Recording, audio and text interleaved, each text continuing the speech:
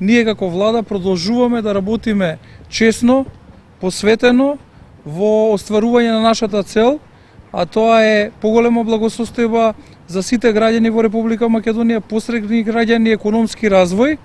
кој што подразбира отварање на работни места, меѓутоа не само отварање на работни места, туку и борба за креирање на нов вид на работни места кои што се повеќе платени, понатаму да ја покажеме нашата грижа за сите сегменти кои што значат